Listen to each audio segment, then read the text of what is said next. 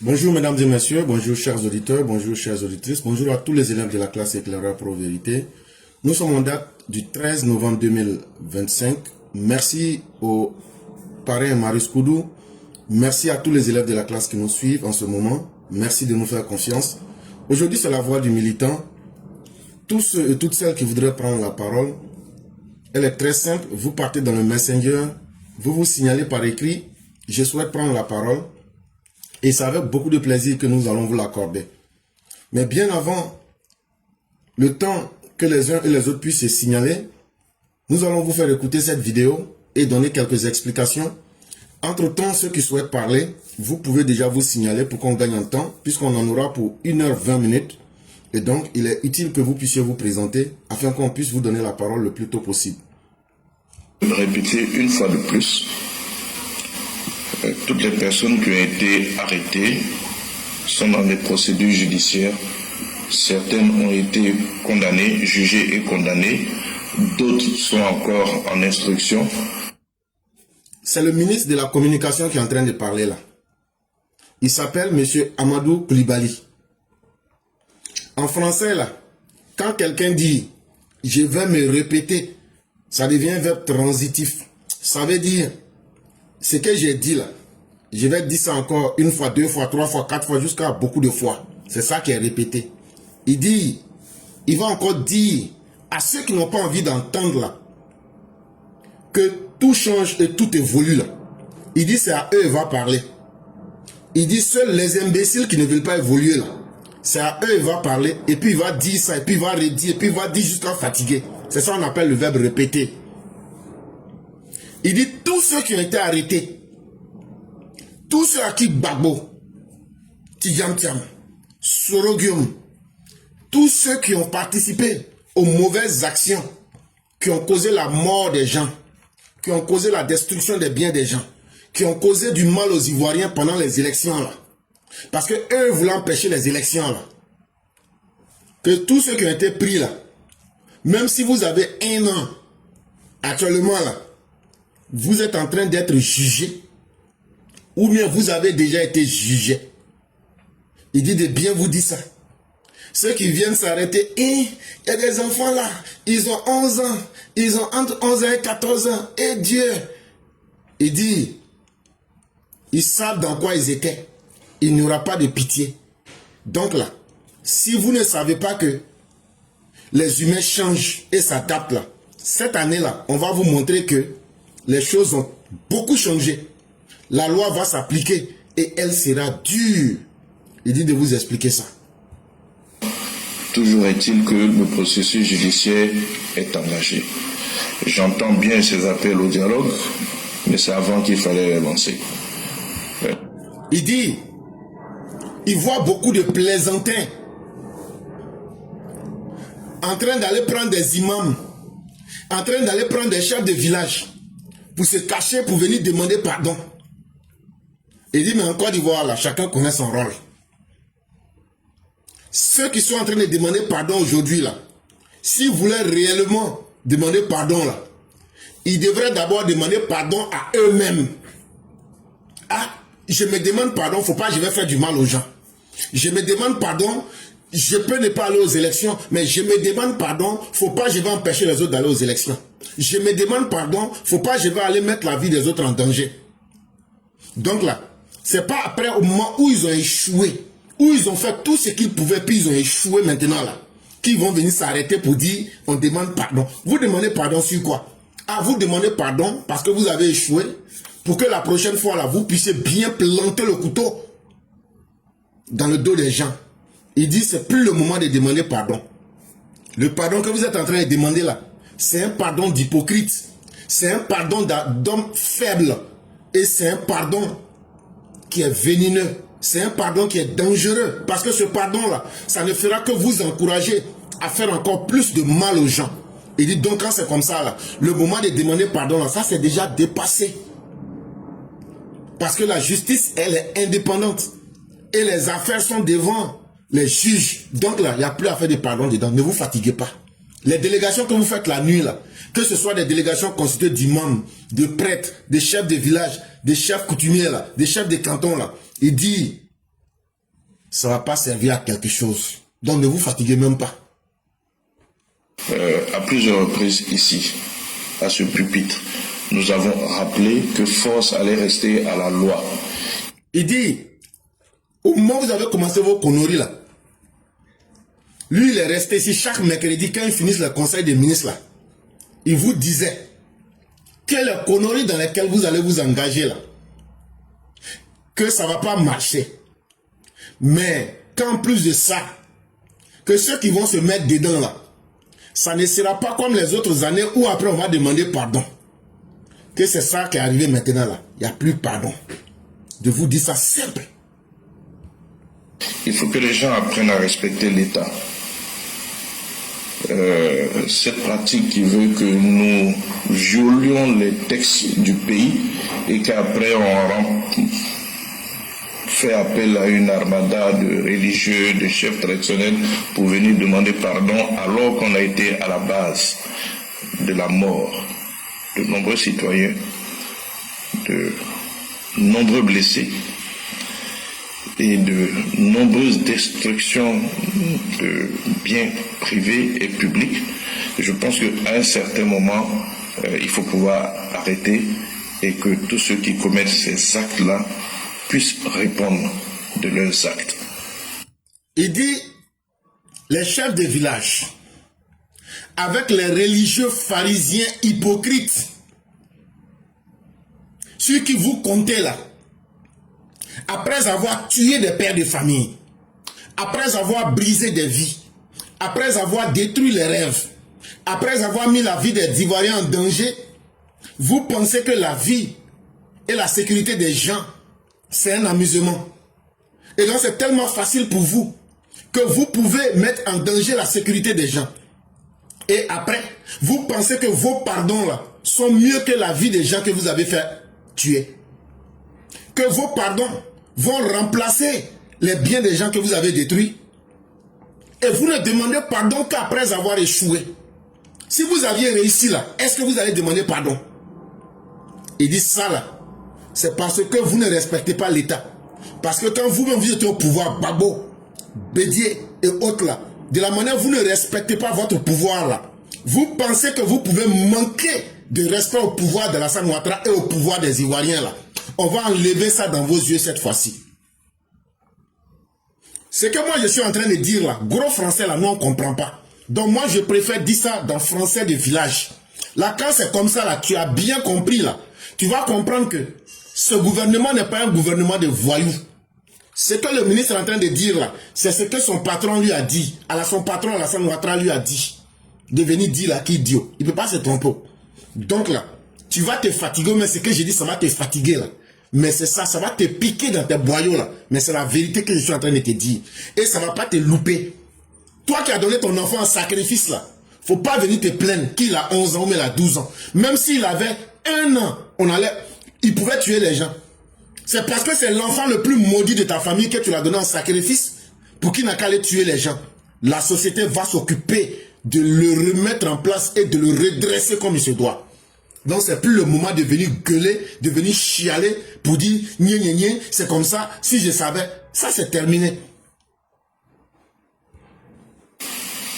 Déjà, rien que ça. Maintenant, nous avons la loi qui donne certaines prérogatives au chef de l'État. Il est déjà arrivé qu'il y ait des grâces, mais elles ne se sont jamais substituées au travail de la justice. Donc tous ceux qui ont enfreint les lois du pays vont subir la rigueur de la loi. Je pense que tous ceux qui appellent aujourd'hui au pardon auraient dû le faire avant. Et dites donc là, affaire de justice cette année-là, en tout cas vous allez voir le gouvernement d'une manière que vous ne les avez jamais vus. Tous ceux qui sont devant la justice là, si vous êtes reconnu coupable, vous allez aller en prison. Et c'est vrai que le chef de l'État peut donner la grâce. Mais, cette fois-ci là, les gens comme les éclaireurs là, nous on est prêts. Si le chef de l'État s'amuse à gracier quelqu'un cette fois-ci là, ah, on ne sait pas, hein, mais il aura vraiment des opposants en face de lui. Parce que nous aussi on est prêts, cette fois-ci là, de la manière vous étiez prêts à prendre la vie des Ivoiriens là, de la manière vous étiez prêts à brûler le pays là, c'est comme ça nous on est prêts aujourd'hui là à vous faire subir la rigueur de la loi. Et les décisions qui seront prises là, de la manière on a voté Alassane Ouattara, et puis un juge ne peut pas aller lui effacer ça, effacer les décisions que lui Alassane Ouattara prend en tant que président là. On veut voir cette année là, Alassane Ouattara n'a qu'à dire qu'il a pris grâce pour un d'entre vous. C'est ce jour-là on va lui dire que c'est lui qui est le vrai ennemi de la Côte d'Ivoire. Et c'est ce jour-là on va lui dire que c'est lui Alassane Ouattara qui est le problème de la Côte d'Ivoire. Tout ce que vous êtes en train d'espérer là, vous n'aurez rien. Ni grâce, ni quoi que ce soit, ni pardon. Parce que quand vous étiez dans votre volonté de faire du mal aux Ivoiriens là, vous comptiez sur ce que vous pouvez prendre pour faire du mal aux Ivoiriens là. Vous n'étiez pas dans la disposition de négocier avec les Ivoiriens. Vous avez d'abord fait le pire que vous pouvez. Et vous avez échoué dans ce pire.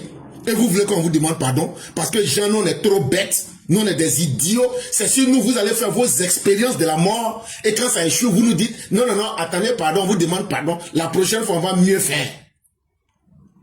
On a compris. Mais cette fois-ci là, c'est vous-même là, vos actions là. Vous serez les sujets d'expérimentation de vos mauvaises actions.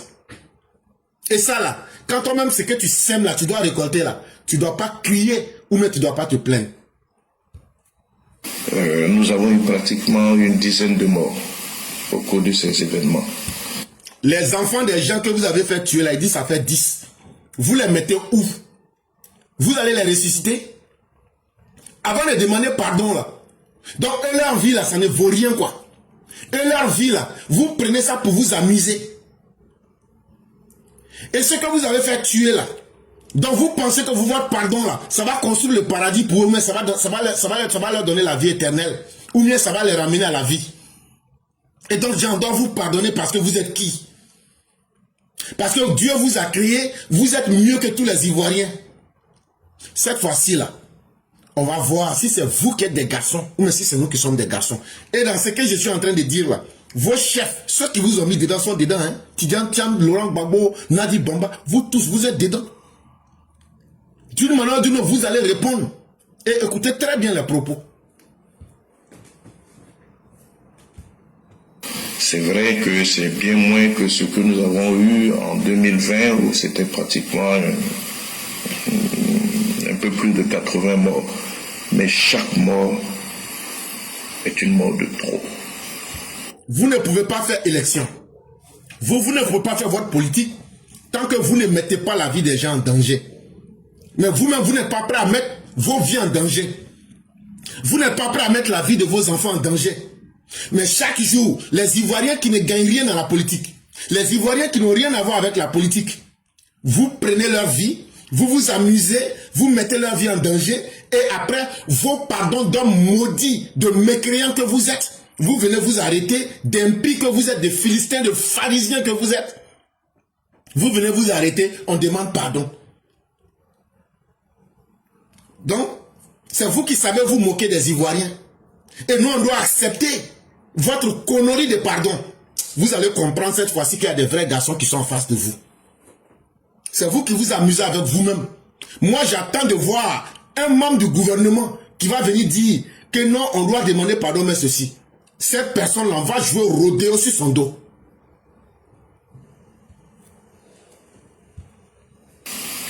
Il faut qu'on apprenne à respecter la vie. Et on ne peut pas continuer à provoquer des morts et à venir demander pardon après. Il faut qu'à un moment, les gens assument leurs responsabilités. Et tous ceux qui ont appelé à manifester savent très bien qu'ils sont co-auteurs de tout ce qui s'est passé. Il dit de dire à Tidjane Thiam, de dire à Gbagbo, de dire à Nadi Bamba, et de dire à tous ceux qui ont appelé directement ou indirectement de manifester là, que vous êtes co-auteurs des actes là. Tu ne peux pas dire aux enfants des gens, sortez, si vous réussissez à faire du mal là, j'aime ça. Et puis dire que toi, tu n'es pas responsable. Gbagbo l'a dit devant tout le monde. Tidjane Thiam est resté en France. Il a dit qu'en 7 jours, il va massacrer les Ivoiriens. Il va déverser l'apocalypse sur la Côte d'Ivoire. Et c'est ça qui a conduit à des morts et autres violences que vous avez vues. et vous pensez que c'est ça faire la politique et qu'on doit vous pardonner. On ne vous pardonnera pas. Et ce que vous pouvez faire de pire là, vous avez déjà fait. Et donc là, quelqu'un qui a essayé le pire qu'il pouvait là, quand il échoue là, il ne doit pas demander pardon. Si vous êtes digne là, vous devrez assumer les conséquences de vos actes. Mais si vous ne voulez pas, nous on va vous faire assumer ça. Quand vous disiez que un homme intelligent là, il doit savoir faire la différence entre lui, son pouvoir et le pouvoir des autres. Ça là, pouvoir ça là, c'est le pouvoir de Ouattara. C'est le pouvoir des gens qui ont voté Ouattara. À la fin de la journée là, vous devez savoir ce que vous devez faire et connaître vos limites. Mais vous, de la manière où vous vous êtes comporté comme des voyous quand vous étiez avec votre pouvoir là, c'est ce que vous voulez faire dans le pouvoir des autres pour le commander là. On va vous montrer cette fois-ci que de la manière il y a l'eau froide là, il peut y avoir l'eau chaude comme ça. Aussi bien en termes de pertes en vie humaine, en termes de blessés, en termes de destruction de biens.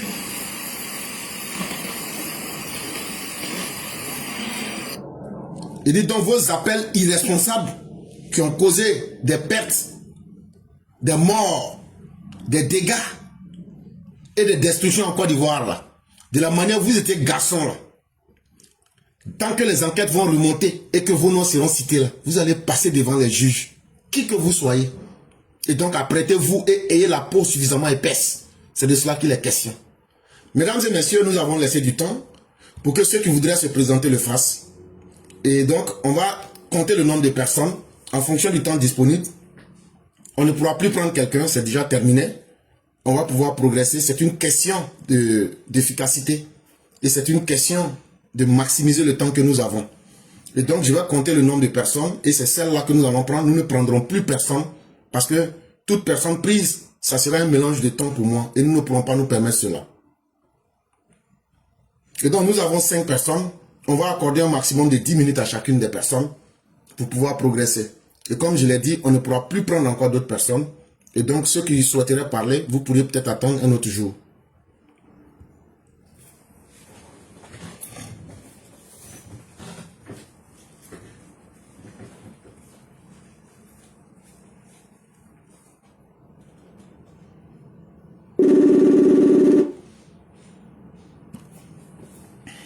Allô? Oui, bonjour le grand maître, comment allez-vous? Bonjour Monsieur Clairet, je vais bien et vous? Dieu merci, tout va très bien. Donc on va vous laisser votre temps de parole.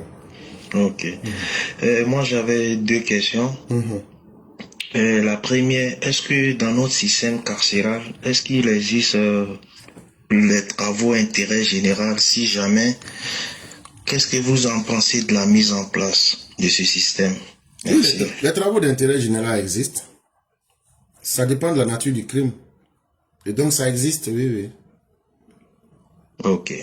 Et la deuxième, est-ce que dans l'avenir, il y aura des concurrents pour la CIE et la SODECI? On ne parle même plus d'avenir, ça existe déjà. Quand vous voyez les centrales des panneaux solaires qu'on est en train d'installer à travers le pays, là, c'est quoi on produit avec ça? Électricité. On ne va pas produire pour jeter. Donc, c'est qui crée ça? C'est pas la CIE. Donc, ça veut dire que tôt ou tard, on va devoir revendre et ça sera déjà des concurrents à la CIE. Ok. Merci bien. Et la SODECI? La SODECI, là, je n'ai pas d'informations pratiques sur cela d'abord. Mais je crois que tôt ou tard, on va devoir libéraliser ces secteurs-là. Déjà, les procédures sont en marche, mais je n'ai pas encore vu de choses concrètes dans ce sens-là. Parce qu'on peut vouloir quelque chose, dire quelque chose, mais quand on ne voit pas ce qui est fait, on ne peut pas vraiment dire que c'est du réel. Mais aujourd'hui, quand on regarde la politique du gouvernement, où le gouvernement ne se donne pas un partenaire fixe, que ce soit en termes de commerce, que ce soit en termes de relations diplomatiques, que ce soit en termes même de relations politiques ou militaires, vous voyez que la Côte d'Ivoire se donne plusieurs partenaires. Ce qui fait qu'aujourd'hui, la France est 6e partenaire économique de la Côte d'Ivoire. Et donc, vous comprendrez donc que ces changements-là peuvent peut-être prendre du temps, mais ce n'est pas le temps que ça prend qui est important, mais c'est la méthode et le résultat qui sont importants là-dedans. Et donc, vous voyez que l'exemple que je viens de vous donner est très pratique. C'est qu'on n'a pas pu faire depuis 60 ans. En développant, par exemple, des centrales de panneaux solaires, Vous avez vu qu'avec ce gouvernement seul, on a déjà plusieurs programmes en marche. Et donc nous sommes dans une politique où on parle moins, mais on agit plus. Et c'est comme ça que vous allez voir que bientôt nous allons lancer notre propre satellite, qui va produire notre propre Internet, qui va produire notre propre appel. Et vous allez voir que ça va être facile pour les Ivoiriens d'être connectés et de pouvoir collaborer. Plutôt que de faire frontalement par là, ou même de faire de la publicité. C'est un gouvernement qui est dans le réalisme, qui est pragmatique. Qu'est-ce qui nous arrange? Comment nous faisons pour tirer le meilleur? Et donc nous collaborons avec ceux qui nous arrangent et on essaye d'évoluer. C'est sur cette lancée-là que le gouvernement est, plutôt que de faire dans du m'as-tu vu, faire des grandes déclarations et puis ne pas donner des résultats. Vous avez vu la même chose aussi lorsqu'il s'agit, par exemple, de faire partie de l'armée française. Vous avez vu que le gouvernement a très peu communiqué là-dessus, mais ce sont les actions concrètes que les gens ont vues. Un matin, on s'est réveillé, le gouvernement dit d'ici telle période, l'armée française s'en sera finie. Et donc, alors que c'est depuis 2012, c'est un gouvernement qui est très prudent, qui n'est pas dans le vuvuzela politique, qui sait comment poser les actes et qui cherche toujours à être l'ami de tous et l'ennemi des personnes à la fois. Et donc, on essaie, même quand on veut occuper un secteur, on essaie de l'occuper de la meilleure des manières, sans aussi offusquer ceux qui étaient là ou bien ceux qui sont là. Et on essaie d'ouvrir le champ de compétition parce que c'est ça aussi le capitalisme.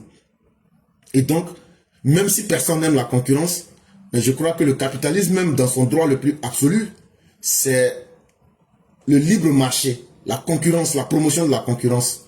Et donc, personne ne peut s'opposer à cela. Tant que nous sommes dans un système capitaliste et démocratique, certains ont eu des privilèges auparavant, les temps ont changé, les réalités ont changé, les réalités mondiales même ont changé. Et donc aussi, on a un président qui est très au fait de la réalité mondiale. Et c'est pourquoi nous disons qu'en termes d'opportunités, la Côte d'Ivoire a beaucoup de chance. Parce que un dirigeant comme Alassane Ouattara qui vous dit, ben, si les Américains et les Français ne payent pas notre cacao, d'autres vont bien le payer, les Chinois. Ce n'était pas une parole dans le vent, ce n'est pas une parole vide. Parce que derrière ce qu'il dit, il y a toujours un plan qui est organisé et qui est mis en place. Il touche les Ghanéens. Il dit, créons une structure pour influencer sur le prix du cacao dans le monde. C'est là qu'on a créé le Cocoa Board. Et donc, le Ghana et la Côte d'Ivoire aujourd'hui influencent sur le prix du cacao à travers le monde. Et c'est déjà un poids, même si ce n'est pas un poids aussi grand que certains pourraient le dire, c'est déjà un bon début. Un petit début dans le sens du bien ou du bon est déjà mieux que de grandes déclarations. Et c'est pourquoi nous préférons donc donner des actions concrètes, des actions que tout le monde peut voir et qui peuvent convaincre tout le monde. C'est dans ce sens-là que nous voyons la chose.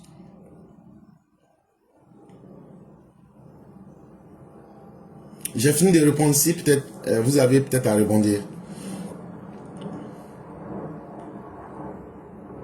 Alors, est-ce Merci que... bien, monsieur Cléret. Il n'y a pas de problème. Merci à vous-même. Non, je voulais revenir sur ce qui se passe. Allô? Oui, oui. Oui. Ok, le frère a lui-même coupé.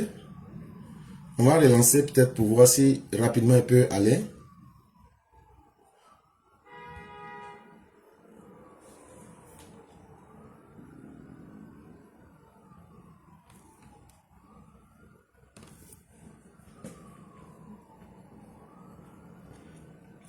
Allô? Allô? Oui, vous aviez coupé. Oui, oui, je voulais rebondir après, ma mère a touché, sans faire exprès.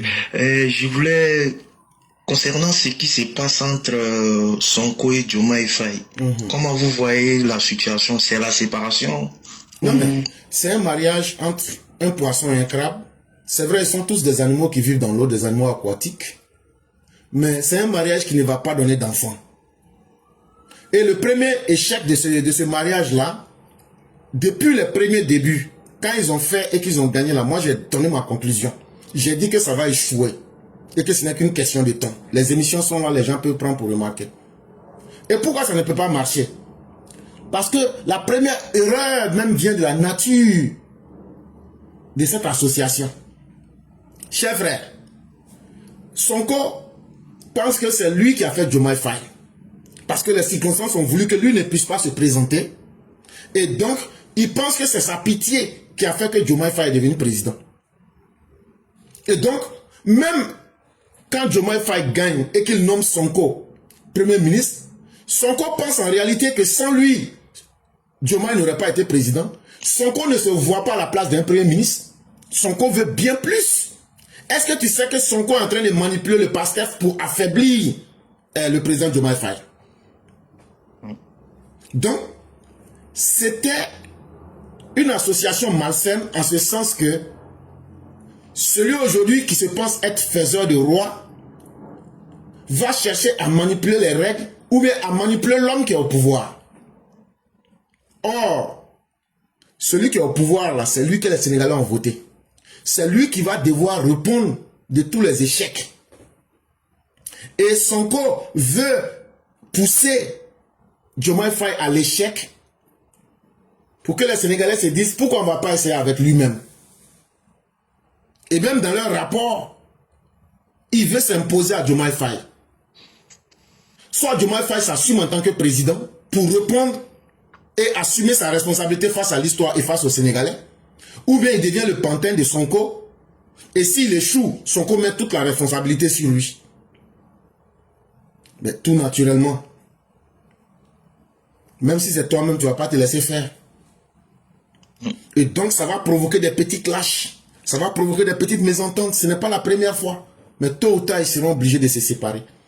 Peut-être que l'événement qu'on voit actuellement, même par exemple les dettes cachées, c'est faux. Il ne peut pas exister de dettes cachées pour un pays. Cher frère, un pays, ce n'est pas un individu. Si toi et moi on va à la banque pour prendre un crédit là, si toi-même tu ne viens pas dire aux gens que tu allais prendre crédit, qui va savoir? Mais pour un pays là, un pays ne prend pas une dette avec des individus. Un pays prend des dettes avec des institutions. Même si le pays veut cacher là, les institutions, ça est dans leur livre de compte. On ne peut pas cacher les dettes d'un pays. Mais aujourd'hui, on découvre donc qu'ils avaient menti. Mais, et qu'est-ce qu'on découvre? C'est Sonko qui était le pionnier de ces mensonges. Et la deuxième chose qui fait que leur alliance ne pouvait pas, et leur pouvoir même, au-delà de leur alliance, leur pouvoir même ne peut pas aller loin là. Ils sont venus sur la base du populisme. Ils ont flirté avec les États de l'AES. Ils ont joué sur la conscience du peuple sénégalais. Et aujourd'hui, là, allez voir comment les Sénégalais vivent. Les Sénégalais sont déçus. Il y a même une grande marche où les Sénégalais disent que aujourd'hui, pour avoir 10 000 francs, c'est devenu un problème. Ce pouvoir en lui-même, sans même regarder leur association, n'arrive pas à répondre aux problèmes et aux besoins des Sénégalais. Donc, c'est une raison suffisante pour Sonko de discréditer Diomaye Faye. Et pour mieux faire cela, il crée de la dissidence au sein du PASTEF, leur parti politique, pour isoler Diomaye Faye, pour que lui puisse être au centre de la question politique au Sénégal. Voilà un peu la réalité que je connais de cette situation. Et je me dis que c'est une alliance. Et dès le début, moi, je voyais ça. Et je l'ai dit, ça ne pourrait pas marcher. Et maintenant, ce sont peut-être les éléments qui sont en train de se déployer pour qu'ils aillent peut-être vers leur divorce. Merci bien, monsieur Clairet. Bien des choses à toute la famille. Bonne soirée à vous. À vous pareillement. Et on vous souhaite toute la bonté divine. Merci bien. Je vous en prie.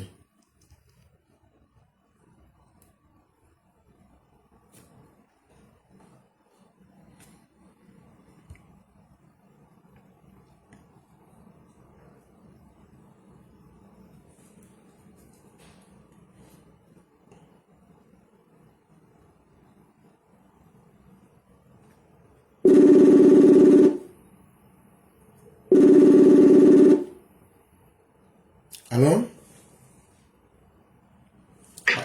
Allô?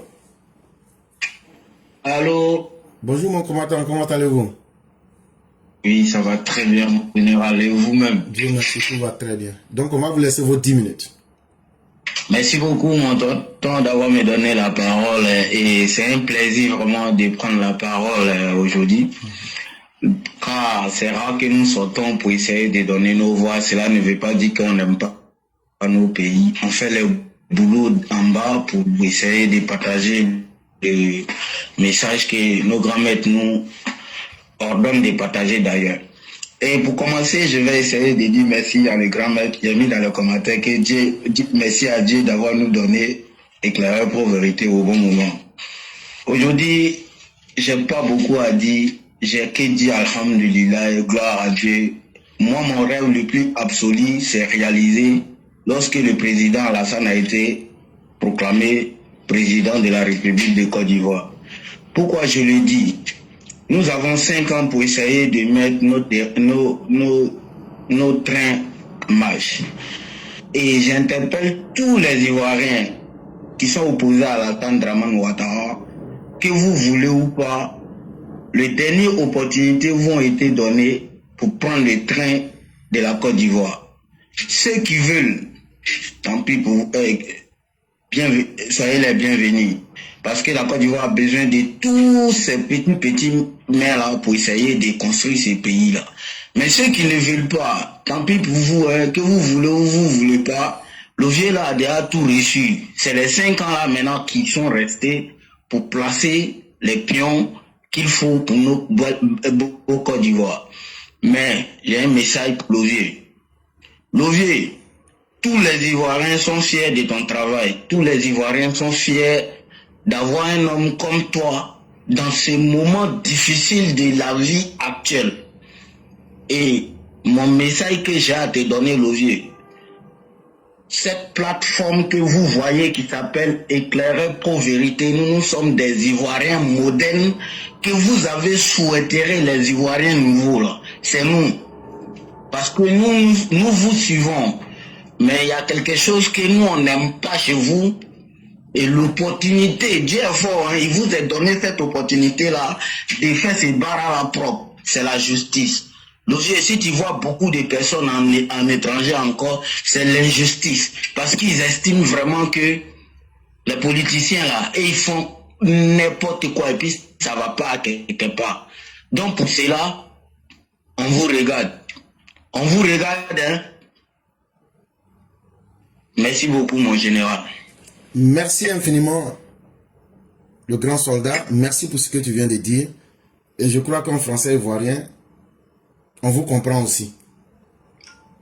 Parce que ce qui est déjà bien, et ce que tout le monde sait là, on ne dit pas ça pour durer.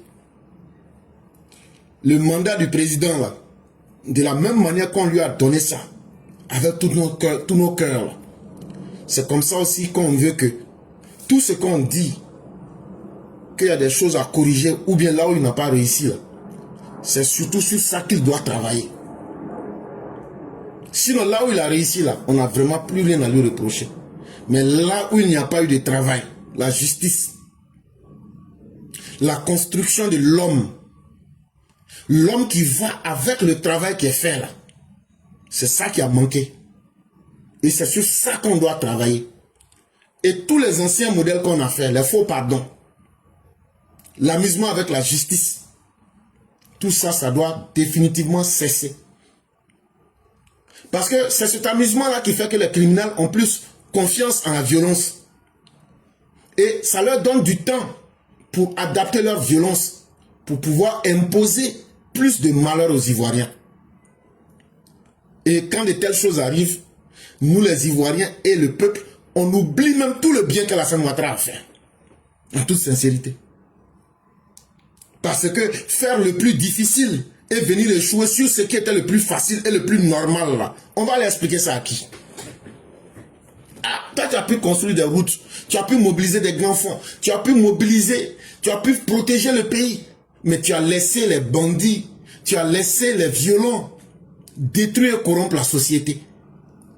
Bon, ça là, tu vas expliquer à qui? C'est ça ce qu'il faut corriger dans notre société. Nous sommes dans un monde où tout n'est pas parfait. Et rien n'est parfait même pour commencer. Mais ne rien faire là où on devrait faire quelque chose là. Ça, tu vas beau expliquer, les gens ne te donneront pas le bénéfice du doute. Si nous voyons aujourd'hui des prisonniers, parmi eux les Tidiam Thiam, les Laurent Gbagbo en prison, les Blé Goudé en prison là, sur la base des crimes qu'ils ont commis là, Ah, c'est ça qui va commencer à éduquer les Ivoiriens. De la même manière qu'on prend les petits vogos, de la même manière qu'on prend les petits voleurs de poulet, on les met en prison là. Et puis, ils tapent le temps qu'ils doivent taper dedans. Là. Si les autres là aussi font la même chose là, ça va conseiller aussi les hommes politiques en Côte d'Ivoire. Ce n'est pas une question de méchanceté, c'est une question de responsabilité. Tu as confiance au mal, tu fais ton mal, tu as échoué, mais tu vas subir le mal de la société. Et ça, il faudrait que tout le grand travail qui est fait là, on éduque les Ivoiriens pour dire, ce que vous voyez physiquement là, vous devrez aussi l'avoir intérieurement. C'est ce travail-là qui a manqué, la rigueur de la loi. Si le président Ouattara ajoute ça à son bilan aujourd'hui, la Côte d'Ivoire sera sauvée pour très longtemps. Et c'est ça qui va faire que les uns et les autres vont changer leur comportement pour devenir plus humains et plus justes dans leur manière de voir les autres et de voir la situation. Et d'arrêter de répéter les mêmes choses. C'est parce qu'on trouve un environnement favorable à la chienlit que la chienlit prospère. Et à un moment là, il faut s'arrêter et il faut corriger. Et donc, ce mandat est un mandat de rectification. Et vraiment, merci beaucoup. Merci pour tout le courage. Merci pour la détermination. On continue le combat.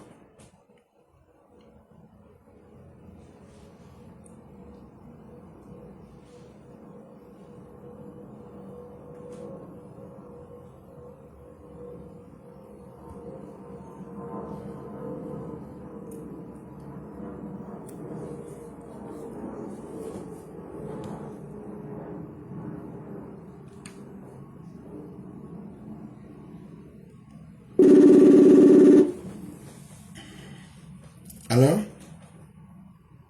Allô? Bonjour, maman Ouragan, comment allez-vous? Bonjour, mon éclaireur pour vérité, je vais bien, merci. Et vous? Grâce à Dieu, tout va très bien. Dieu merci. Et la petite famille? Ça va? Dieu merci. Donc, on va vous laisser vos 10 minutes. Bonjour à vous, mon éclaireur pour vérité. Bonjour à toute la classe au Mao et au Chao. Mathieu, ça va bien, vous glorieux. Abuna won oui, on a wobé, on a guéri. En tout cas, abuna guéma, abuna kabali, abuna diaspora, abuna glonia de ça va bien bon parce que on a de beau. Parce que de beau noisien est fruit et néo-jay. Parce que de beau noisien, vraiment, on a été vu épargné. Parce que de beau noisien, on a qu'à bon paix. Droit noisien, on a qu'à bon développement. Droit noisien, on a qu'à d'autres moyens nous y a oublié. Droit noisien, on a un progrès yéni, plein yéni, d'autres yéni, un droit nous le 25 octobre. C'est un panafricain con, oui, front commun, oui, Babo, Simono, Blé Goudéo. Tchaka Janti on a Sénégalais, on a Europe, on a chômeur chronique, on fait du boblé, on a gagné, si pas, ou bouillé moins, ou y'a non 4 mandats, on a qu'à voir ici. Parce que ma chère, au bout de boîte moins, ou y'a Sidi, au bout de boîte moins, ou y'a si on plat, bon, on est. Emezia anaka ekwe asebo ye mebode asebo génocide ye ngiri ya obliade ene wadu muzia wanu wa drapeau ene wadu muzia wanu wa développement ene wadu muzia wunaka ene nayo kai ene yamsoko ko agboville ene wadu muzia wanu wa ble parce que abunaka osebo abunaka pema wa po anaka tomen and magri and SSC me de yinmo and mo sipeze wanaka our mo vote no our say our jini our say our new winni and me résultat ma onusia match our say our jebu parce que on do our say le sacrifier nous our say our new we sacrifier nous and me do onusia ma pop vous say parce que des politiciens oui a dia on a passé depuis décembre après nana on fait se faire gagner jusqu'à Gbagbo Laurent on a qu'à avoir terre awa glome auto ubudromu wa ome wa zia abuna démonstration anaka cette fois-ci awa glo abla boade nyodo do sebeji wo ya duwa wo ya budwa donc awa saba jabun duwa no boade ene ne awa duwa ena wa glu de nyagrie ema wa tu de sabe sagrin mo ema wa tu awa sebe sidie wo tere toye ne awa sebe sidi parce que tomo unaka edwe na escalier mu wo si me edwe asosem mu ajibode yo na asosem ene si yina doa si yina dona emeni ascenseur ouais ene to yina doucement y escalier même anam me ouais ma nyini ouais ma je vérité e me anu zia parce que les politiciens oui mais on va bonne oui mais ouais nous ka ene communauté internationale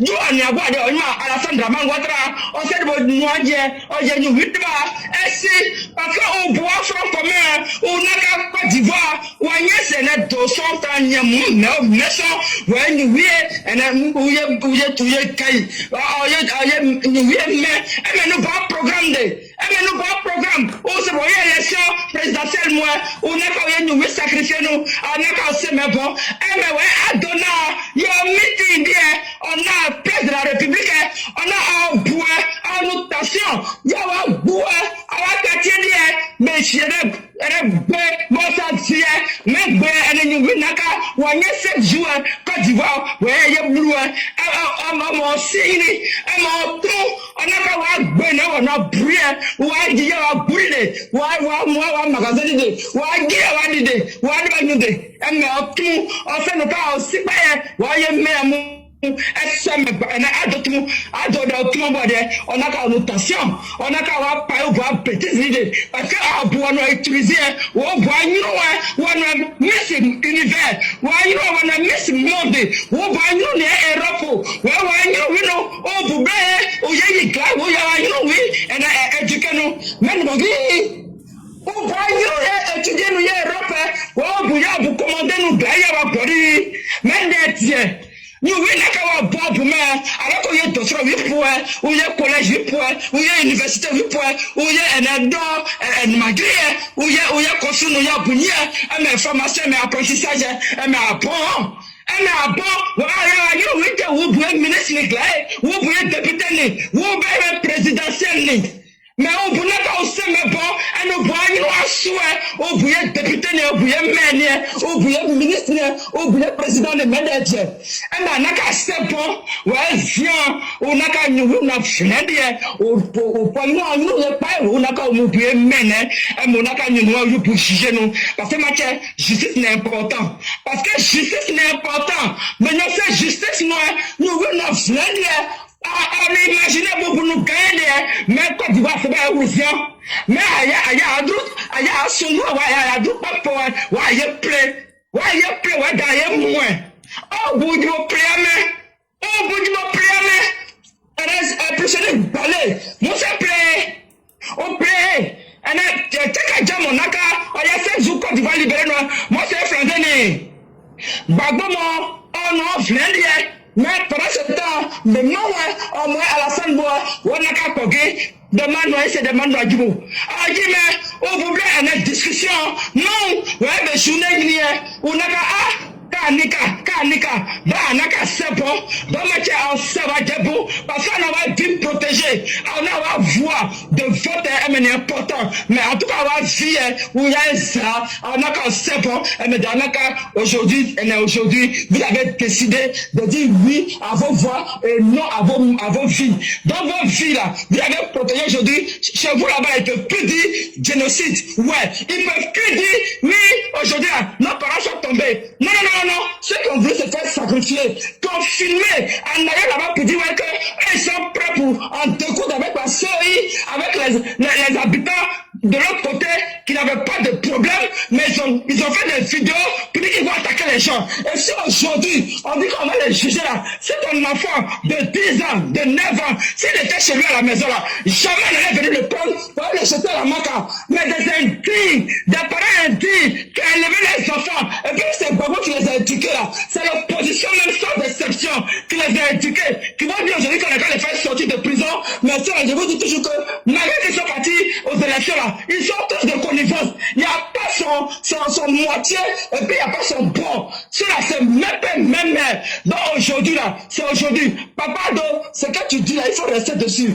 Les mineurs là, si tu as changé d'avis pour les libérer, ça c'est toi qui vois. Mais les vieux là, les briscards là, les vieux de l'opposition de ce goût là, ils sont même chose. Il n'y a pas de différence. Donc ceux-là, aujourd'hui, on va les juger parce qu'il faut que ceux-là ils fassent la prison un jour, comme ça ils vont comprendre la réalité. Parce que nous on ne peut pas parler à nos parents. Dieu merci, c'est parce qu'on a parlé à nos parents que ceux-là ils ne sont pas tombés dans le piège. Donc ceux qui sont tombés dans le piège là, ça a un risque péril. Et ceux qui les sont envoyés là, papa, donc il faut régler les comptes. On s'en fout des dictatures. On s'en fout de ça. Parce que là, il y a dictature là-bas. Chez Vladimir Poutine, il y a dictature. Au Cameroun, il y a dictature.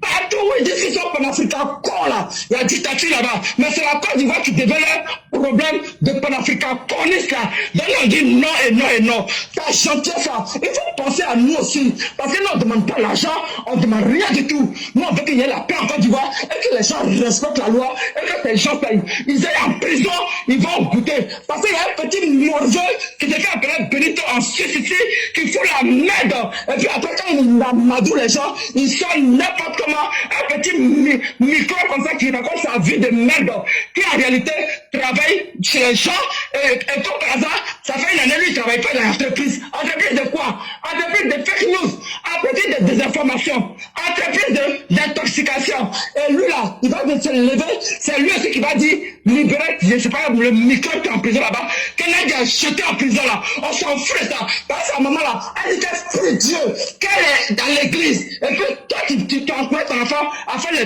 bêtises. Et puis on demande pardon pour le libérer. Et si maintenant ça prenait, il y a des familles qui sont tombées. Oui, à ta fille, ta fille, je sais pas quoi là. Il y a au nord là-bas là, il y a des gens qui ont des familles qui sont tombées. Ceux-là, comment on peut demander pardon pour eux? Et puis ce petit morveux là, lui il va sortir. On dit non, c'est jamais. La justice n'a pas été faite là. Je vous jure. Et maintenant, je lui ne parle pas, mais moi, il a parlé, puis il vous insulter. Madame, je vais vous insulter. Le jour que je viens là-bas, là, mettez ma voix là, et puis vous allez me suivre pour me jeter en prison. Et que là, j'ai fini. Merci beaucoup, cher maire. Je n'ai pas dit je ne parle pas, hein. J'ai dit je vais devenir leur pire cauchemar. Parce que je vais devenir opposant. C'est ce que j'ai dit. Parce que ça, c'est tellement intolérable. Des petits couillons qui se mettent là pour mettre la vie des gens en danger. Et leur pardon des chiens, là, ils pensent que nous, on va accepter ça. Ah, comme on n'a pas pu vous tuer, donc laissez, on va encore aller s'apprêter pour revenir. D'abord qui cherche génocide, là, il allait chercher génocide, ouais, non, il n'a pas eu. Maintenant, il a eu génocide bêté. Mais c'était échantillon, il a eu. Mais génocide qu'il cherche, là, tôt ou tard, Dieu va lui donner ça. Parce qu'un être humain, là, quand tu souhaites le malheur, là, Dieu même finit par te donner le malheur. Et nous souhaitons que le génocide que Babo veut, là, ça n'a qu'à être lui-même et sa famille d'abord. Si Babo pense qu'il n'a pas suffisamment fait de mal aux Ivoiriens, et que lui, il va prendre toujours la vie des Ivoiriens pour en faire un sujet d'expérimentation politique, et pour tirer toujours des bénéfices politiques, s'il y a des gens qui sont suffisamment malhonnêtes et bêtes pour donner leur vie, là, Babo va vous utiliser. Hein. Pendant tout ce processus-là, qui disait ne mettez pas la vie des gens en danger? C'était nous et puis le gouvernement. Les Ivoiriens et le gouvernement ne mettaient pas nos vies en danger. Ne mettaient pas nos vies en danger. Mais c'est eux qui étaient en train de se promener pour menacer et donner tous les plans pour mettre la vie des Ivoiriens en danger. Et après, ils s'étonnent qu'il y a eu génocide. Donc, ce que tu cherchais là, quand tu as eu là, tu ne fais pas l'hypocrisie pour vouloir fuir ça. Mais, subitement, il n'y a plus de génocide à l'ouest. Maintenant, là, comme il est parti parmi ses parents bêtés, là, que Dieu fasse qu'il trouve ça là-bas. Et que Dieu fasse même qu'il trouve ça à maman. Là, comme ça, là, vous allez comprendre qui est Laurent Gbagbo véritablement. Laurent Gbagbo n'est qu'un sémeur de la mort. Laurent Gbagbo est un dangereux individu en société qui ne prospère que dans le désordre et dans la violence. Et on a suffisamment averti les uns les autres pour que vous en preniez conscience. Mais les gens pensent que c'est un amusement. Laurent Gbagbo, là, même si vous lui donnez 1000 ans, il n'a rien à offrir aux Ivoiriens que les mêmes choses. Ceux qui veulent le suivre, suivez-le. Parce qu'il a besoin de vous utiliser pour réaliser son rêve politique. Et ça là, ça ne nous fait ni chaud ni froid. C'est une décision personnelle. Mais on a suffisamment averti. Et le faux pardon, c'est terminé. En tout cas pour nous. Merci beaucoup, chère mère. Merci encore pour ce message. Comprennent qui le voudraient, mais aussi ceux qui ne le comprennent pas, qui le rejettent. Chacun aura la conséquence en face de lui au moment venu. Et vraiment, merci à vous et que la grâce de Dieu demeure en nous. Comme toujours, bien sûr que merci à mes enfants éclairés, à ma maman éclaireuse et sans oublier mon éclaireur pour vérité. Merci beaucoup et à toute la classe aussi. Merci beaucoup, chère mère. Nous vous souhaitons une excellente soirée avec toute la grâce de Dieu. Merci, Père. Je vous en prie. Mesdames et messieurs, il y a le grand maître Yann qui avait fait un préenregistré. On va écouter cela. Et après donc, on va donner la parole à Mère Sali Kone. C'est avec elle que nous allons terminer. Je dis merci à tous ceux et toutes celles qui nous suivent en ce moment. Et tous ceux aussi qui vont nous suivre sur d'autres plateformes. Nous vous disons merci. On écoute ici le grand maître Yann. Bonjour, salam mon grand maître. Comment tu vas mon grand-oncle? J'espère que ça va. Nous on est là, ça va par la grâce de Dieu. Mon grand-oncle, j'aimerais déjà te dire merci. Merci pour le beau texte du père Koulibaly que tu as analysé et de si belle manière. Je pense que pour moi, depuis que nous faisons plus de 5 ans que nous faisons les vidéos sur la plateforme, pour moi c'est le texte le plus impactant de prise de conscience qui a été fait hier. C'était un test vraiment qui est arrivé au moment où il fallait qu'il soit pour l'éveil des consciences. En tout cas pour moi c'est le meilleur des tests et parce que il y a tout dedans. D'abord tu as parlé de la prise de conscience en tant qu'Africain, l'éveil des consciences. Il y avait de la spiritualité dedans, il y avait de la politique dedans, il y avait de la philosophie dedans, il y avait de la sociologie dedans. En fait, c'est un test plein, complet. Vraiment un test complet. Franchement, je pense qu'il n'y a rien à dire. Mais j'aimerais quand même apporter ma petite et infime contribution aussi à ce beau travail qui a été effectué par le père Koulibaly et toi-même aussi. Vraiment, merci vraiment pour votre érudition, pour votre sagesse et pour votre grande compréhension de ce monde-là.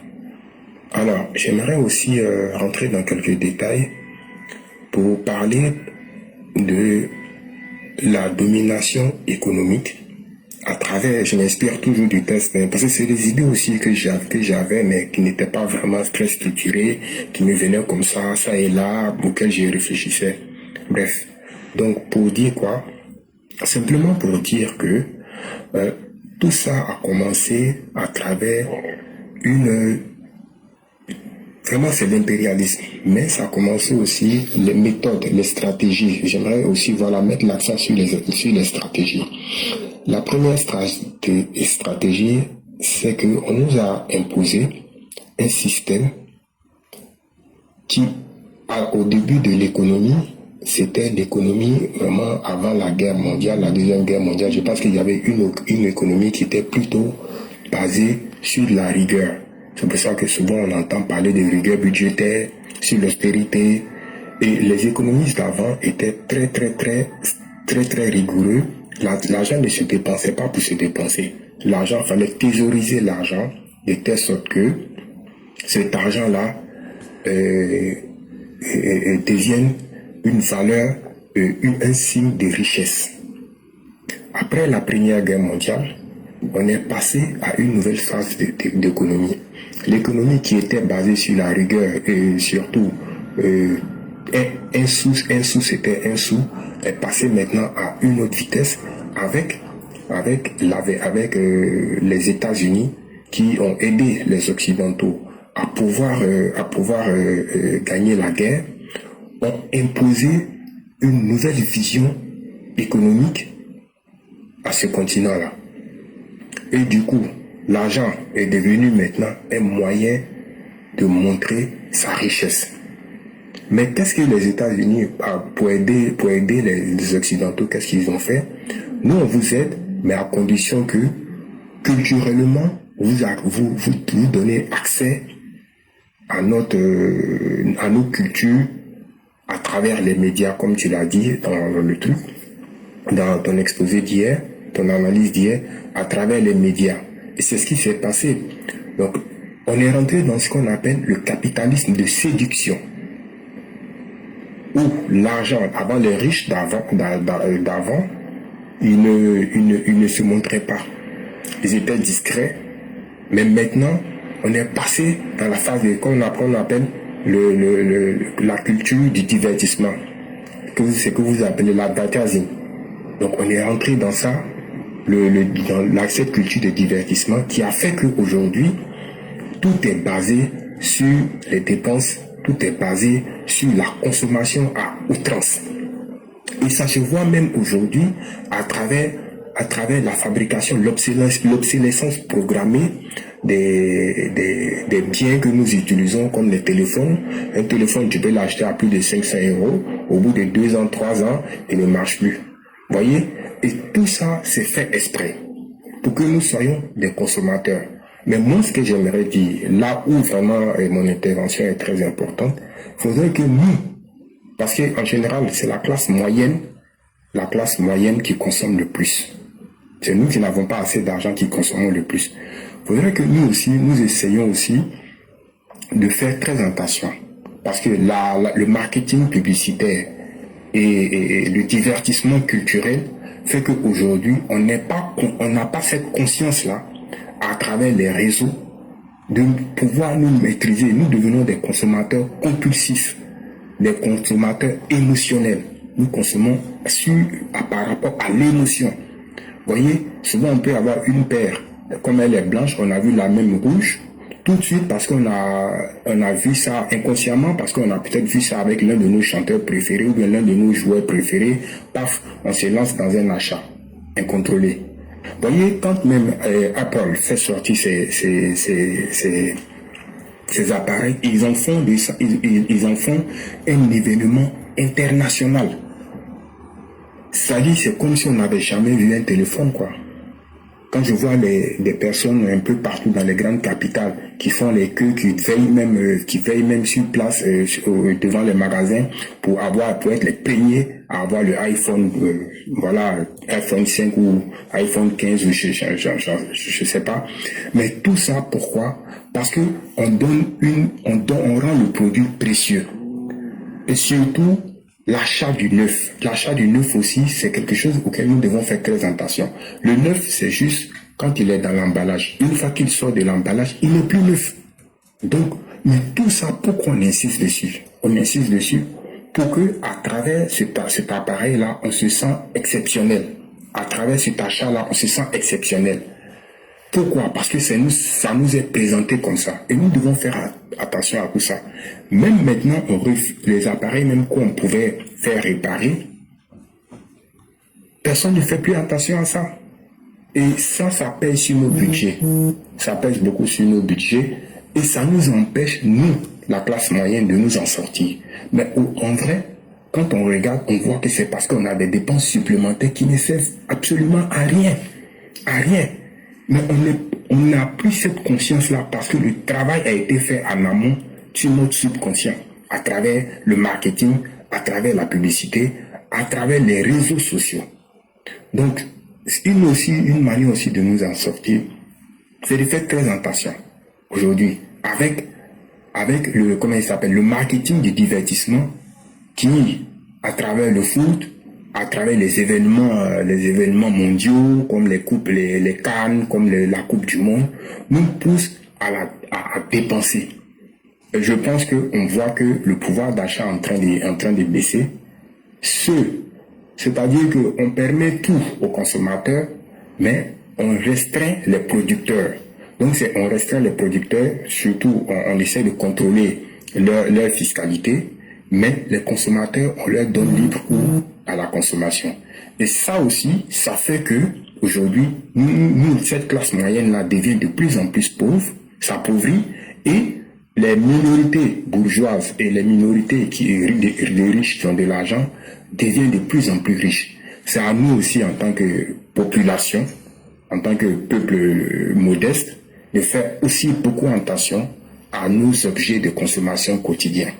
Je pense qu'il faut qu'on mette l'accent sur l'essentiel. Merci beaucoup. Et c'était ma petite et infime contribution à ce sujet qui est vraiment d'une haute qualité et d'une grande importance pour l'éveil vraiment de l'humanité. Et je vous en remercie. Oui, grand-oncle, juste un petit rectificatif concernant le divertissement. J'avais dit advertising c'est publicité. Par contre, divertissement, je crois en anglais c'est entertainment. Voilà. Donc c'était juste pour rajouter cette pour rectifier cette erreur. Merci beaucoup. Merci beaucoup, grand maître Yann, qui a encore poussé les réflexions. Et c'est ça la classe éclaireur pro vérité. On puise toujours au plus profond pour essayer de simplifier et d'ouvrir les esprits. Et ce qu'il a dit, c'est très vrai. Il allait plus dans les exemples pratiques pour vous démontrer comment le monde fonctionne aujourd'hui. Même les appareils que vous avez là. Si tu veux, il faut payer un appareil de dernière génération. Il ne faut même pas enlever du carton, il faut déposer. Après un certain temps, quand tu vas venir le rallumer, là, si la date de l'obsolescence qui était programmée de l'appareil est déjà atteinte, tu vas voir que quand tu vas allumer l'appareil, il sera défaillant. Il ne va pas marcher. Tout est programmé d'avance. Donc même un téléphone que tu as, ça ne peut pas dépasser les 3 ans au maximum, les smartphones. Mais tout ça, c'est programmé pour vous conditionner, pour vous obliger. Aujourd'hui, vous voyez, sur Facebook ou même TikTok, ce sont les algorithmes qui vous dictent ce que vous devez faire. Vous voyez, par exemple, sur TikTok, on vous dit de ne pas dire le mot VIOL. C'est une manière de vous imposer une manière de parler. Ça là, il y a un livre, pour ceux qui veulent lire, on appelle cela la novlangue. C'est-à-dire, on vous impose une nouvelle langue. Et vous allez remarquer sur les réseaux sociaux, ceux qui font des pensées structurées, ceux qui font des pensées complexes, pour que les gens puissent réfléchir, on ne vous donne pas d'audience. Parce que vous allez rendre le monde intelligent. Donc les algorithmes analysent tout ça. Ceux qui abordent les sujets tabous seront bannis. Mais tout ça, il y a un livre qu'on appelle Propaganda. C'est un livre, l'auteur s'appelle Edward Bernays. Pour résumer rapidement, il dit qu'il y a un mécanisme invisible. Il appelle cela les personnes invisibles entre guillemets. C'est eux qui créent le savoir que vous voyez. C'est eux qui créent le sens commun. C'est eux qui créent les moyens de la propagande. C'est eux qui dominent la masse avec le pouvoir de façonner les pensées, de redistribuer les valeurs et la réponse citoyenne. Et dans son livre, il appelle cela l'ingénierie du consentement des masses. Et ça, on l'utilise dans tous les domaines. Que ce soit dans la grande consommation, que ce soit dans la politique, que ce soit dans tous les domaines que vous imaginez, on l'utilise. Et donc, la première arme que chacun doit avoir, c'est son bon sens. Et c'est pourquoi je vous ai parlé de pragmatisme et d'empirisme hier. Chaque être humain, tu ne peux pas dire que tu n'apprends pas avec les autres. Tu ne peux pas dire que tu n'apprends pas avec l'extérieur. Mais, toi-même là, sur les 100% de ta connaissance acquise là, il faut avoir au moins 30% qui sont basés sur ton vécu et sur ta manière de comprendre le monde. C'est ça aussi qui maintient ton humanité en toi-même en tant qu'une personne qui est capable de s'affirmer en tant qu'elle-même. Et c'est très important. Je le dis et je le répète, c'est extrêmement important. Ne soyez pas simplement le résultat des autres. Soyez un peu de vous-même. C'est ça votre autonomie en tant qu'humain. Et c'est extrêmement important et c'est ce qui manque à beaucoup de personnes aujourd'hui. Et donc sachez aussi que durant le Conseil des ministres du 12 novembre 2025, le président Ouattara dit qu'il ne va pas s'amuser cette fois-ci-là. Que les ministres là, que chaque 3 mois, avec tous ceux qui seront à la tête des grands projets là, que chaque 3 mois, il y ait une réponse concrète sur sa table pour lui dire pourquoi ce chantier-là n'a pas évolué, mais pourquoi ça a évolué. Il dit chaque 3 mois, il va demander qu'on lui dépose des comptes directement sur sa table. Et ça, c'est une très bonne chose. Il a aussi dit qu'il ne va pas s'amuser avec la grande confiance que le peuple ivoirien a mis en lui. Et qu'il va le démontrer en se mettant à la tâche et en étant à la hauteur des espérances en lui placées. La confiance que nous lui avons donnée là, il dit qu'il ne va pas s'amuser avec ça.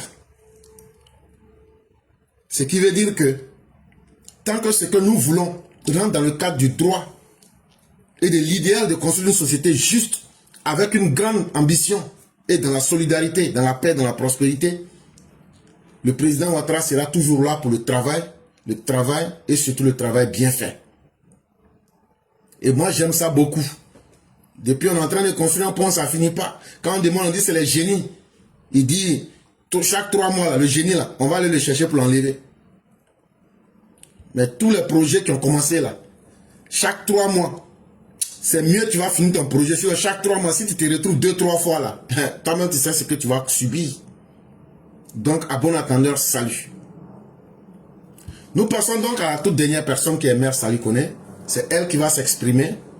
Et après donc, elle fera la conclusion. Pour ma part, je dis merci à tous ceux qui nous ont suivis. Merci de continuer à nous faire confiance. Et que la bonté de Dieu nous couvre.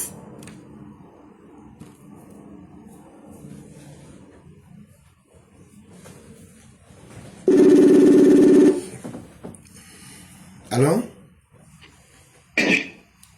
Allô? Oui, bonjour professeur 5 étoiles. Bonjour chère mère, comment allez-vous? Je vais très bien, vous? Dieu merci, tout va très bien. Et la petite famille? Oui, alhamdulillah. Et de ton côté? Grâce à Dieu, tout va très bien. Ah, Dieu merci. Donc on vous laisse votre temps de parole. Ok. Professeur, je vais m'excuser. De temps en temps, tu vas voir qu'il va te poser des questions bêtes. Il n'y a pas de voilà, problème. parce que je me promène. Je me promenais. Il n'y a pas de... Au nom de Jésus, criez, criez, Dieu tout puissant. Satan, il m'a barré la route, Satan. Merci, professeur. Voilà. Donc, dans mes balades là-bas, quand je vois cette chose, je dis, attends-moi de poser des questions à mon professeur. Non, en fait, il n'y a pas de questions bêtes. Et toutes les questions sont bonnes, en fait. Parce qu'il y a toujours quelque chose à retirer. Parce que je vois les gens s'agitent, les gens se disent, se donnent des conseils, on va faire des mouvements, et avec ces mouvements-là, on va aller voir certains chefs religieux, comme tu l'as dit au départ, hein, certains chefs religieux, on va aller voir certains cadres, on va aller voir certaines personnes pour pouvoir intervenir, pour demander pardon. Parce que vraiment, on sait que on a fauté, mais aujourd'hui, le président c'est ado.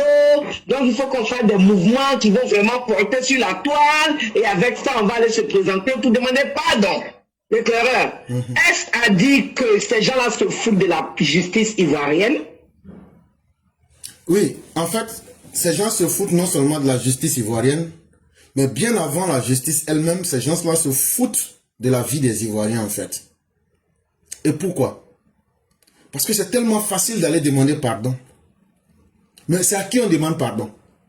Est-ce que le mal qui a été fait, c'est à Alassane Ouattara que ça a été fait, chère mère, en réalité? Le mal qui a été fait, c'est d'être capable d'aller prendre les criminels de M. Clément et de dire, de les mettre en face des enfants de Clément. Le pardon qu'on attend là, ils n'ont qu'à, les magasins qu'ils ont vidés à Yamoussoukro là, ils n'ont qu'à ramener les marchandises. Et après, ils vont aller faire la peine de prison.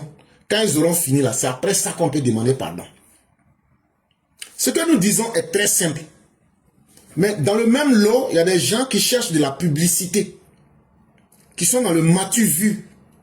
Eux qui pensent qu'avec les médias modernes, il suffit d'allumer et de se faire de la notoriété, eux vont devenir les bons. Vous ne pouvez pas être plus bon que 30 millions de personnes. On ne peut pas attenter à la vie de 30 millions de personnes et vouloir traficoter avec la réalité pour simplifier les choses. Si on demande pardon, s'ils refusent le pardon, c'est que c'est les mauvais. Vous ne pouvez pas vous amuser avec la sécurité de l'État, avec la sécurité d'un pays, et penser que ces deux mots, pardon. Mais au moment où vous étiez en train de faire là, est-ce que l'État ne vous a pas demandé de ne pas le faire? Est-ce que les Ivoiriens ne vous demandaient pas pardon? Le stress que vous avez mis dans les Ivoiriens là, en plus du mal que vous avez causé, est-ce que vous entendiez le pardon des Ivoiriens? Parce que les Ivoiriens ne souhaitaient pas que la Côte d'Ivoire brûle. Ils voulaient protéger leurs enfants, leurs femmes, leurs biens. Mais vous avez essayé par tous les moyens de brûler le pays. Et au moment où les gens vous demandaient pardon, vous n'avez pas accepté le pardon des autres. Ce n'est pas aujourd'hui que les autres vont accepter vous votre pardon. C'est ce qu'on appelle le juste retour des choses à leur place.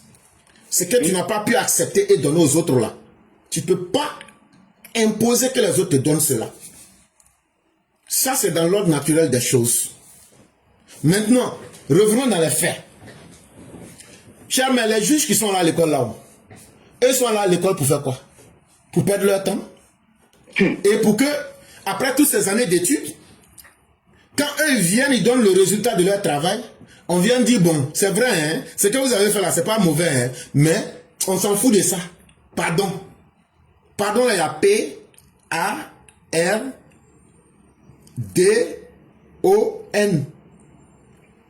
Ça veut dire avec 6 lettres, on balaie le travail d'un magistrat.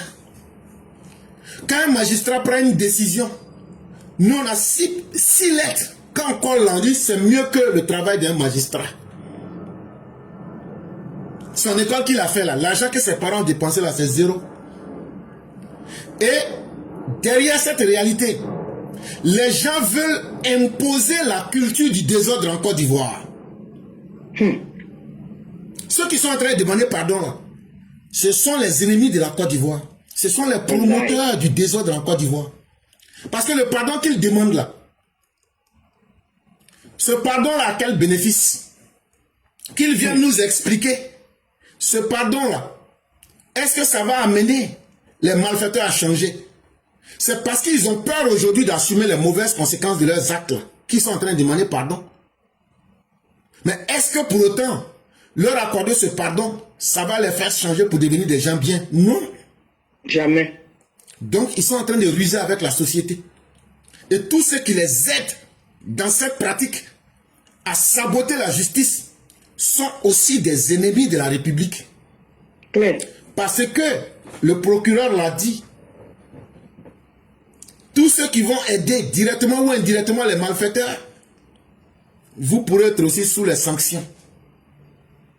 Tout comme ceux qui sont en train de dire sur la toile, qui vont s'organiser pour attaquer les Libanais.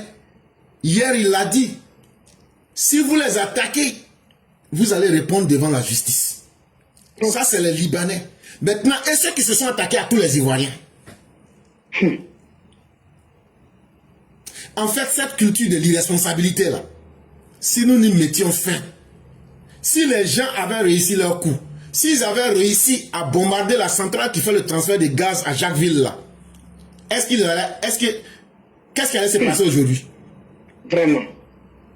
Donc, eux vont nous dire que eux, là, eux n'avaient pas pitié des Ivoiriens. Quand eux veulent faire du mal, là, eux n'entendent pas le pardon des Ivoiriens. Mais c'est quand ils échouent que maintenant ils ont besoin de notre pardon. De la même manière que ma vie n'est pas importante pour toi, là, c'est de cette même façon-là qu'il ne faut pas aussi avoir besoin de mon pardon. Et puis, on a trop accordé de pardon dans ce pays-là. On a fait le ministère de la Réconciliation. On a accordé des grâces présidentielles. On a accordé des amnisties. Mais tous ceux à qui on a accordé cela, allez, prenez-moi un seul exemple de quelqu'un qui s'est reformé pour devenir quelqu'un de bien. Ils ont pris cela comme de la foutaise et sont devenus plus dangereux. C'est grâce au pardon accordé là qu'en 2020, ils ont circonscrit les violences à l'intérieur de la Côte d'Ivoire. Mais grâce au pardon que nous leur avons accordé là, ça a permis à ces gens d'aller prendre des mercenaires, des malfaiteurs, depuis le Burkina Faso, depuis le Sénégal, depuis le Mali, depuis le Niger, pour venir aux frontières de la Côte d'Ivoire, pour dire nous allons attaquer la Côte d'Ivoire pour empêcher les élections en tuant les Ivoiriens. Demain là, si vous leur pardonnez aujourd'hui, demain là, non seulement ils auront ces forces du mal, mais ils vont aller prendre même la Russie et peut-être même des sociétés de mercenaires internationaux pour venir sur les Ivoiriens. Ils ne feront que augmenter la quantité de mal qu'ils vont faire sur les Ivoiriens. Et donc, ceux qui s'amusent, quand tu ne maîtrises pas un dossier, il ne faut pas t'amuser, sinon vous allez vous mettre dans une situation où vous allez vous retrouver dans des situations extrêmement dangereuses sans comprendre. Et le procureur l'a dit, tu partages une vidéo qui est en train de faire de la xénophobie ou bien du racisme ou bien de la promotion du mal, toi-même là, tu peux aller en prison pour cela. La justice, aujourd'hui, le gouvernement est dans un état mental qui est clair. Nous allons appliquer la justice. Toi, tu viens, tu dis, non, toi, tu es RHDP, toi, tu ne veux pas qu'on applique la justice. Toi, tu viens saboter la logique et le discours du gouvernement. Sache que le gouvernement peut se donner les moyens de te questionner sur cette posture-là. Parce que tu ne proposes rien de nouveau. Tu ne proposes rien que le gouvernement n'ait déjà fait. Et ce pardon-là, tu dois être capable de dire qu'est-ce que ça va apporter en société, qu'est-ce que ça va changer. C'est trop facile de dire pardon. Ce pardon que tu dis là, ça va apporter quelle nouveauté? Mais quand moi je te dis, les criminels là, on va les mettre en prison. La gangrène va pousser sur eux. Et il faut que certains meurent parmi eux. Ils vont comprendre qu'ils ont des hommes en face d'eux. On va casser leur confiance en la violence. Et on va leur permettre de comprendre que la vie humaine là, ceux qu'ils ont livrés à la mort là, leur vie n'est pas mieux que la vie de ces personnes. Ça va être une leçon qui va sonner dans notre nation. Parce qu'on va voir que de la manière qu'on faisait les choses avant, les choses ont changé. Et ce changement-là, on va voir là où ça va nous conduire. Et c'est ça qu'on appelle être utile dans la réflexion ou même dans la proposition en société. Mais suivre le vent pour dire ce que tout le monde dit, en pensant qu'on va plaire aux uns aux autres, ou bien en pensant se distinguer, n'est pas une preuve de vérité, n'est pas une preuve de sagesse et n'est pas une preuve d'apport en société. C'est quel pardon on n'a pas accordé à ces gens-là depuis qu'on est là. Donc il faut que ceux qui disent de demander pardon là, ils n'ont qu'à nous dire c'est quel pardon on n'a pas encore accordé à ces personnes-là. Ils n'ont qu'à nous montrer ce mécanisme-là. Parce que c'est eux qui proposent le pardon. Donc ils n'ont qu'à nous expliquer ce que le gouvernement n'a jamais fait là. Ils n'ont qu'à montrer à tous les Ivoiriens, ils n'ont qu'à montrer comment on va faire ça. Et chère mère, les propos sont très clairs pour nous. La justice, la vérité, la réparation, c'est tout. La chienne de réconciliation ne nous intéresse pas. Je l'ai dit et nous l'avons dit et ça ne nous a jamais intéressé. Parce que c'est un modèle d'escroquerie sociale. C'est un modèle pour tirer notre société vers le bas. C'est la rigueur qui a construit les États-Unis. C'est la rigueur, le sérieux qui a construit les Europes. Et si nous voulons être des États et des peuples respectés, tout peuple qui se respecte, ça commence d'abord par la rigueur que vous mettez, la discipline que vous mettez dans vos lois. Si vous-même vous partez dans une cour, les gens, il n'y a pas de règles là-bas, personne ne respecte personne. Est-ce que vous allez vous comporter en personne respectable? Non. Mais quand tu vas dans un endroit où tout le monde est respecté, tout le monde a la discipline, qu'est-ce que tu fais? Forcé, tu seras discipliné. Donc, on a fait le désordre depuis 1990. C'est à cause de ce désordre-là. Gbagbo a gâté l'école des enfants des gens. Gbagbo, c'est à cause de ce désordre-là. Il y a eu coup d'État en Côte d'Ivoire. C'est à cause de ce désordre-là. Tout le mal que vous voyez, on a eu Charnier. On a eu... Est-ce qu'au temps du Félix, vous avez entendu des femmes violées? Non. Au temps de Bédier, vous avez entendu femmes violées? Au temps de choses comme on l'appelle, Gay Robert, vous avez entendu femmes violées? Non. Au temps de Alassane Ouattara, vous avez entendu femmes violées? Non. Est-ce que c'est un hasard qu'au temps de Gbagbo, c'était Simone Gbagbo sort pour faire la promotion des viols. Est-ce que ça n'existe pas? Mais ceux qui demandent pardon là, que Dieu fasse qu'on viole leur maman aussi. Amen. Quand on va violer vos mamans là, avec vos sœurs là, là maintenant on va voir si vous savez ce que c'est qu'on appelle le pardon. Que Dieu fasse que Laurent Gbagbo, son prochain génocide là, que vos papas et vos mamans soient dedans. Là comme ça, là, on va voir si vous êtes capable de pardonner. De la manière Clément a été arraché à la vie, ses 5 enfants sont là. Sa fille qui doit passer le bac l'année prochaine va pas connaître la joie de voir un père qui a investi à son enfant là. Que Dieu donne à chacune de vos familles ce même malheur. Amen. Et que l'hypocrisie que vous êtes en train de prendre pour demander pardon là, que Dieu transforme ça en malheur dans vos vies. En maladie sur vous et vos enfants. En calamité. Et surtout, que Dieu transforme cela en chagrin dans vos vies. Là, comme ça, on va voir. Si la vie des autres, là, vous pensez que vous vaut pardon, ou bien vous voulez récolter des petits gains, ou bien vous voulez récolter de la visibilité sur la mort des autres, là, que Dieu même sanctionne vos vies avec la mort de vos enfants, la mort de vos femmes, la mort de vos parents. Trop, c'est trop. Si ce que vous demandez, votre pardon là est bon, là, que Dieu même là d'abord, là, commence votre pardon là par vous. Ceux pour qui vous demandez pardon là, que Dieu les dirige vers vous et vos familles, pour qu'ils exercent leur méchanceté sur vous. Et ce qu'ils voulaient faire aux Ivoiriens là. Si vous êtes prêts à assumer le poids de cela, à partir de là, donc on va écouter votre pardon. C'est ce que je pouvais dire. Merci mon professeur, merci infiniment. Ma deuxième question, je vais laisser pour demain. Merci beaucoup. Posez-la, il n'y a pas de problème. Ah ok, je tombe dans mes balades encore, j'étais parti sur un panel où j'ai écrit, on disait là-bas que Blé Goudé a changé, Blé Goudé comme ça, voilà. J'ai posé la question, j'ai dit mais si Blé Goudé avait changé, est-ce qu'il allait demander pardon pour qu'on libère les prisonniers? La question. En même temps on m'a bloqué. Et je crois qu'il y a une chose qui disait, les Français vont dire oh là là là là là là là là là là là là là. Mais si Blé Goudé a changé, allez vous inscrire au COJEP.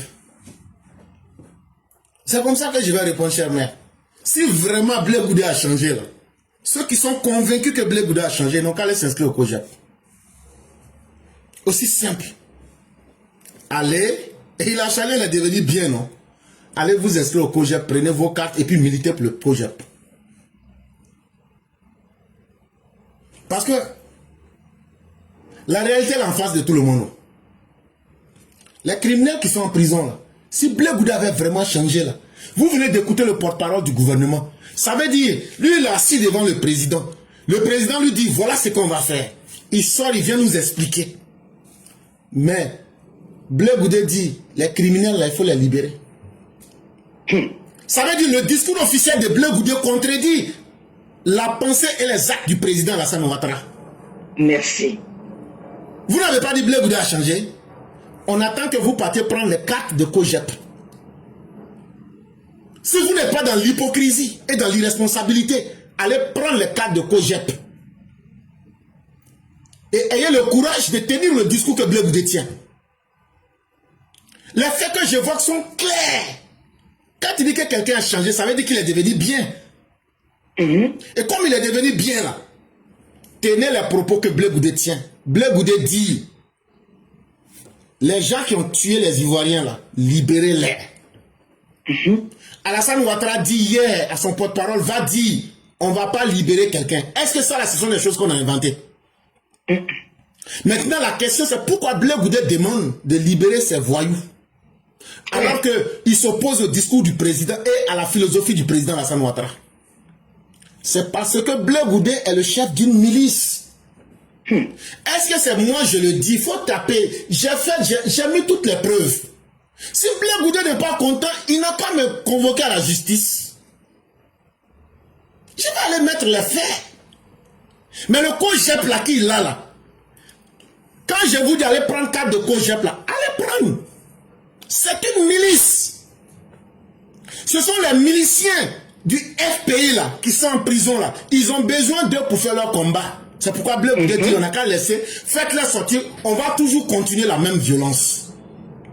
Mais quittez dans l'hypocrisie. Allez prendre vos cartes. Venez dire que vous êtes COJEP. Vous devenez des miliciens de Blé Goudé dans son COJEP.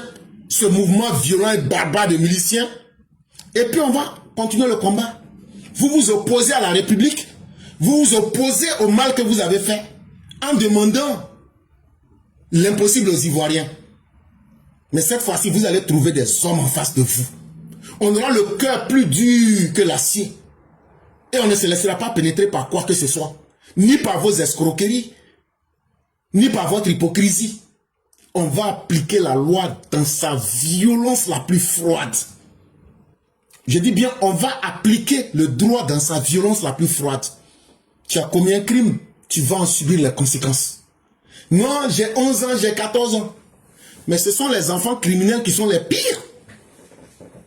On a vu les Kadogo, tellement ils étaient devenus dangereux jusqu'à ils ont tué leur chef. Est-ce que officiellement Edi Capel n'a pas tué le père Kabila? Quand tu viens en Amérique latine, ce qu'on appelle les sicarios, les enfants criminels. Quand au Libéria, là, les pires, dans le groupe de Sekou Kone, là, comment on appelle? Dans Sierra Leone. On a vu. Ce sont ces enfants-là même qui sont les plus dangereux criminels. Et puis je vais vous dire, hein, ils sont à la prison d'Aboville. Si vous êtes fâchés là, attaquez la prison d'Aboville. Ils sont là-bas, ils sont 4. On ne les libère pas. On va les juger, même s'ils doivent mourir là-bas, ils vont mourir là-bas. Maintenant, là, dites tout ce que vous voulez. Si des parents ont décidé de sacrifier leurs enfants en pensant qu'ils vont ouvrir leur sale bœuf et que ça va nous impressionner, si vos enfants là, même s'ils ont 1 an, s'ils doivent mourir en prison pour des actes criminels, ils vont mourir en prison. Parce que le criminel n'a pas son petit. Voilà. Quand vous les avez armés là, est-ce que vous aviez pensé à leur âge? Donc là, c'est pas maintenant le moment d'aller faire la prison que vous allez prendre leur âge comme un argument. Même ces enfants, ils n'auront pas de grâce. Hein? Moi, j'attends seulement nos cas libérer un. Et donc, chers mères, restons déterminés sur notre posture. Ceux qui pensent que c'est un théâtre qu'on est en train de réaliser, alors que des vies humaines sont là, des gens sont morts, vous venez vous amuser, on n'a qu'à demander pardon. On n'a pas besoin de votre pardon. Et votre comédie là, vous pouvez faire sans de vous. Mais nous, on regarde la justice et nous, on regarde le gouvernement, c'est tout. C'est ça même. Donc, je m'arrête là. Merci mon professeur, merci. Je me suis bien promené, je me promenais. Priez, priez, Dieu est tout puissant. Satan, oh Satan, il m'a barré la route, barré la route, barré la route, barré. Merci mon professeur, merci infiniment, merci pour tout. Que Dieu te bénisse toujours. Merci beaucoup, cher mère, ça a été un plaisir. Et chers tous, ayons foi en quelque chose. De toute façon, ce en quoi tu crois là, faut faire ça. Parce que la vie là, c'est une seule fois. Voilà. Si tu ne crois pas en Dieu là, faut pas croire. Il faut bien vivre en fonction de ça. Si tu crois aussi en Dieu là, faut pas hésiter. Faut bien croire en Dieu. Et il faut bien vivre en fonction de ça. De toute façon là, il n'y a pas pire que l'hypocrisie. L'hypocrite, c'est quelqu'un qui n'a pas confiance en lui-même. Et ça, c'est quelqu'un qui souffre. N'ayez jamais confiance en ceux qui souffrent eux-mêmes dans leur propre corps. Ayez confiance simplement en vous-même. Nous, aujourd'hui, nous disons, nous voulons la République, nous voulons la justice, nous voulons réformer notre société, nous voulons la construire, cette société, à partir de bases réelles et normales. Et donc, là, la distraction, nous ne nous mettions pas là-dedans. Nous allons être fermes dans notre posture. Depuis pratiquement 5 ans que vous nous avez connus, nous ne sommes pas là pour faire plaisir à quelqu'un. Nous sommes là d'abord pour dire ce qui doit être. Nous n'avons pas le monopole de la vérité, mais nous disons au moins, et nous ne changeons pas au gré des intérêts ou bien du moment. Et ça, quand même, tout le monde peut nous le concéder. Merci beaucoup, chère mère. On va vous permettre de nous faire la conclusion. Et je dis merci à tous ceux qui nous ont suivis. Merci, mon professeur 5 étoiles. Merci beaucoup. Que Dieu protège la Côte d'Ivoire. Que Dieu protège papa de tous ceux qui l'entourent. Et que Dieu protège nos forces de l'ordre qui vraiment veillent au bien-être de nos parents, surtout nos parents au nord. Vraiment, big up à tous nos forces de l'ordre. Et vraiment, toi-même, professeur, que Dieu te protège, ainsi que tous les EPV. Merci, excellent jeudi à tous. Merci beaucoup, chère mère, et que la grâce de Dieu demeure en nous. Excellente soirée à vous, ainsi qu'à votre famille. Amen. Merci beaucoup. Et excellente journée. Amen. Merci. Amen, amen. Demain, un autre jour, Inch'Allah. Merci beaucoup.